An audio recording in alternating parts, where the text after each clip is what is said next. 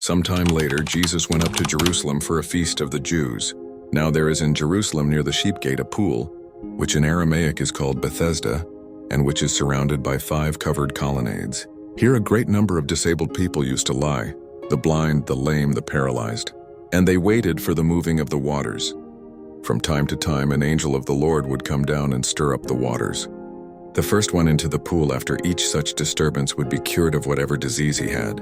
One who was there had been an invalid for 38 years. When Jesus saw him lying there and learned that he had been in this condition for a long time, he asked him, "Do you want to get well?" "Sir," the invalid replied, "I have no one to help me into the pool when the water is stirred. While I am trying to get in, someone else goes down ahead of me." Then Jesus said to him, "Get up, pick up your mat and walk." At once the man was cured, he picked up his mat and walked.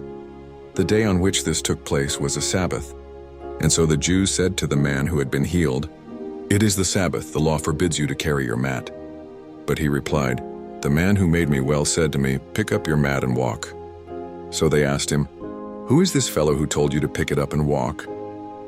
The man who was healed had no idea who it was, for Jesus had slipped away into the crowd that was there. Joe 5:14. Later Jesus found him at the temple and said to him, "See, you are well again. Stop sinning or something worse may happen to you." The man went away and told the Jews that it was Jesus who had made him well. So because Jesus was doing these things on the Sabbath, the Jews persecuted him. Jesus said to them, "My Father is always at his work to this very day, and I too am working." For this reason the Jews tried all the harder to kill him.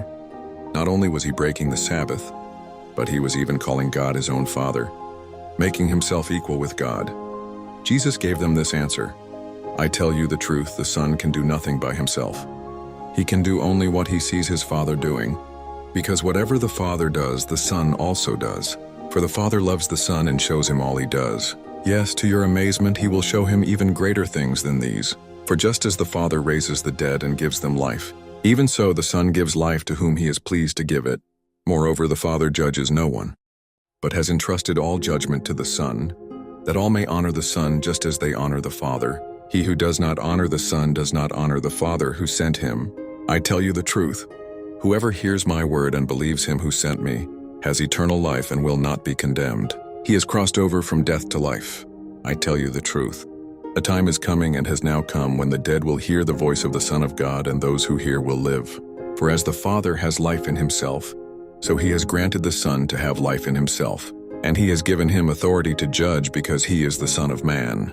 Do not be amazed at this, for a time is coming when all who are in their graves will hear his voice and come out. Those who have done good will rise to live, and those who have done evil will rise to be condemned. By myself I can do nothing.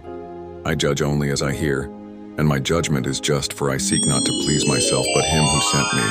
If I testify about myself, my testimony is not valid. There is another who testifies in my favor, and I know that his testimony about me is valid. Not that I accept human testimony, but I mention it that you may be saved. John was a lamp that burned and gave light, and you chose for a time to enjoy his light. I have testimony weightier than that of John. For the very work that the Father has given me to finish and which I am doing, testifies that the Father has sent me, and the Father who sent me has himself testified concerning me. You have never heard his voice nor seen his form, nor does his word dwell in you, for you do not believe the one he sent. You diligently study the Scriptures because you think that by them you possess eternal life. These are the Scriptures that testify about me, yet you refuse to come to me to have life. I do not accept praise from men, but I know you. I know that you do not have the love of God in your hearts. I have come in my Father's name, and you do not accept me.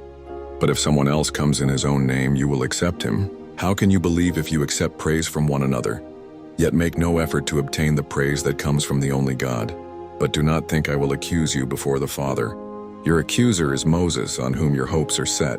If you believed Moses, you would believe me, for he wrote about me. But since you do not believe what he wrote, how are you going to believe what I say? Holy Bible in John chapter 5 verses 1 to 47.